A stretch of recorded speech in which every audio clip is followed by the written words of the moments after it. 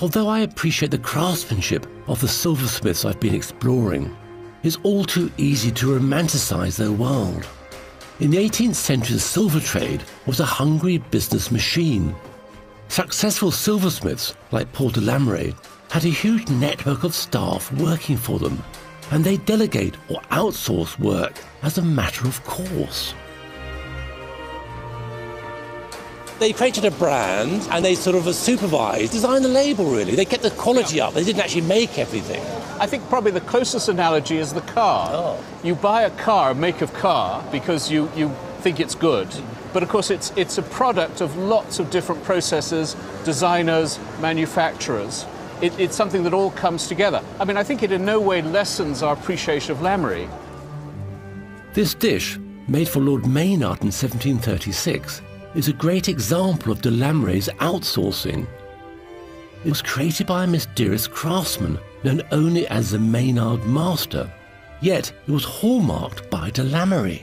It stretches the possibilities of silver. The silhouette is broken up, and it's broken up to invite in the four elements: fire, air, water, and earth. I particularly like, again, the characteristic Rococo putti, who's bringing Lord Maynard's coat of arms to life. I think this is utterly astonishing. It's made for the patron as a status symbol, but also to indicate that the patron is aware and is appreciating the extraordinary heights of achievement in the craft of silver making in the 1730s.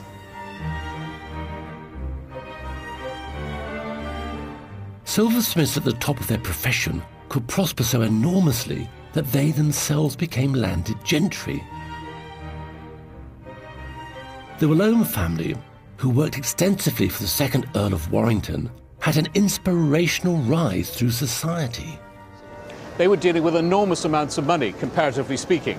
And because they had so much precious metal, they started loaning it out for interest. And a lot of clients used them as we use a bank today. They would instruct them to pay other bills. And that starts modern banking. Some of them, like the Willome family, were particularly successful. Yes, of course, yes. And they had a very upmarket establishment that was basically a bank.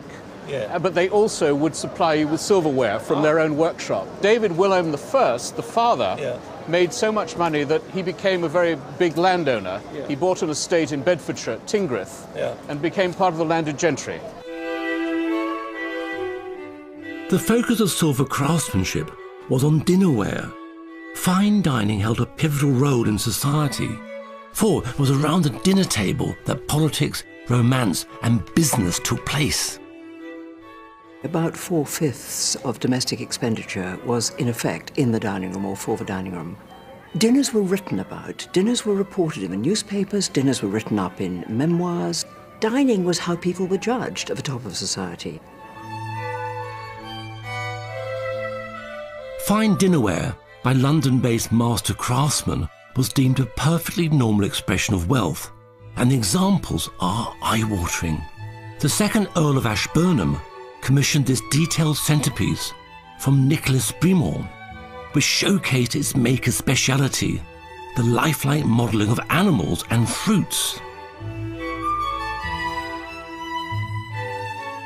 The Jewel Office ordered this elegant wine cooler, one of a pair, by Paul Crespin, to decorate the 4th Earl of Chesterfield's embassy at The Hague. The new ambassador saw the dinner table as central to his diplomatic negotiations.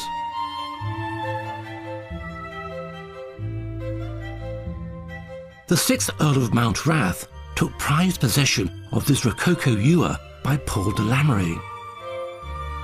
The Earl was one of de Lamery's most important clients, and his patronage provided the opportunity for de Lamery to stretch his imagination ever further.